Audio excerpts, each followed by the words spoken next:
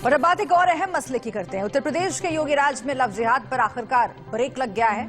योगी cabinet में पास इससे संबंधित अध्यादेश को राज्यपाल की मंजूरी मिल गई है और इसके साथ ही पूरे प्रदेश में लव जिहाद पर सख्त कानून लागू हो गया है। मतलब उत्तर प्रदेश में अब लव जिहाद नहीं चलेगा। योगी सरकार के इस बिल का मकसद जबरन, छल कपट या किसी तरह का लालच देकर कराए जाने वाले धर्मांतरण को रोकना है। यूपी में योगी सरकार की ये कवायद अब बाकी राज्यों के लिए मिसाल बनती जा रही है। आसाम, हरियाणा और मध्य प्रदेश भी धर्मांतरण रोकने के लिए सख्त कानून बनाने की तैयारी में। यूपी में प्यार के नाम पर धोखे पर लगा ब्रेक। मोहब्बत को जिहाद के जहर से मिली मुक्ति। पूरे यूपी में धर्मांतरण के खिलाफ कानून लागू। एमपी और हरियाणा में भी कवायद तेज।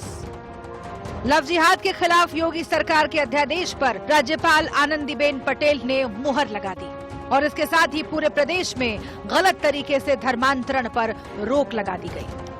साफ है कि प्रदेश में अब लव जिहाद नहीं चलेगा। इस अध्यादेश को लाने के पीछे योगी सरकार का मकसद जबरन, छल कपट या लालच देकर होने वाले धर्मांतरण को रोकना है। इसलिए यहाँ पर हम कानून के लिए कह रहे थे। आदरणीय योगी जी ने आज यहाँ कैबिनेट में इसको हम लोग सबने पास किया है, तो जाहिर सी बात है कि ये जनहित का कानून है और इससे लोगों की जिंदगियां सुरक्षित होंगी। हमारी बच्चियों की, जिनको बहला फुसला कर लोग शादी कर लिया करते थे और उसके बाद धर्म परिवर्तन करते थे, उनको दबाव बनाते थे कि आप इस्लाम कबूल करिए, कोई निकाह करने की बात करता था, तो इस तरह की जो बातें थी उन पर विराम लगेगा। और जो लोग इस साजिश में शामिल थे, जो सिंडिकेट चला रहे थे और जो उनकी दुकानें चल रही थी, उनकी दुकानें भी बंद हुई हैं, उनको जेल में डालने का काम करेगी। अब हमारे उत्तर प्रदेश में सब नहीं चलेगा। जिस लव जिहाद कानून की बात हम कर रहे हैं उसका नाम दरअसल विधि विरुद्ध धर्म संपरिवर्तन प्रतिषेध अध्यादेश 2020 है। ये कानून कितना सख्त है जरा इसे भी समझ लीजिए।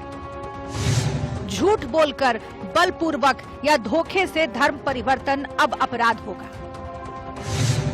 मर्जी से धर्म बदलने के लिए जिला मजिस्ट्रेट को पहले बताना होगा कि कोई लालच या बहकावे में धर्म परिवर्तन नहीं किया गया है। जिला मजिस्ट्रेट को बताने के 2 महीने बाद ही धर्म परिवर्तन होगा और अगर कानून तोड़ा गया तो 3 साल तक की सजा और 10,000 तक जुर्माना होगा। सिर्फ शादी के लिए धर्म परिवर्तन मान्य नहीं होगा और अगर कानून तोड़ा तो 1 से 5 साल तक की सजा होगी और 15,000 तक जुर्माना होगा। नाबालिग, दलित, आदिवासी के जबरन धर्मांतरण पर 3 से 10 साल तक की सजा और 25,000 तक जुर्माना होगा और सामूहिक धर्मांतरण कराया तो 3 से 10 साल तक की सजा और 50,000 तक जुर्माना होगा। यूपी सरकार के इस कानून से एमपी और हरियाणा सरकार भी उत्साहित है। हरियाणा की खट्टर सरकार भी ड्राफ्टिंग कमेटी बनाकर सख्त कानून बनाने वाली है।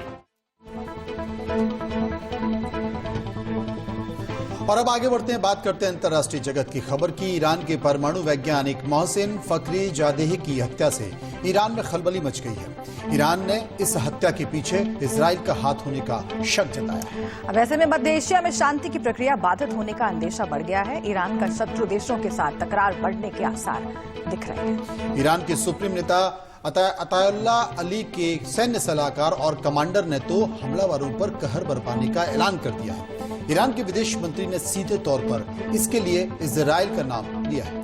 फखरीजादेह की हत्या से ईरान व्याकुल हो गया है, तो ऐसे में सवाल उठता है कि मोहसिन फखरीजादेह की ईरान में आखिर हैसियत क्या थी। देखिए इस रिपोर्ट में।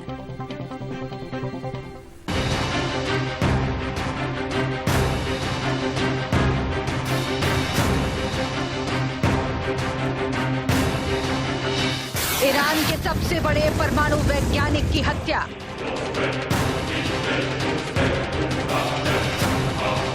परमाणु वैज्ञानिक की हत्या से मची है खलबली।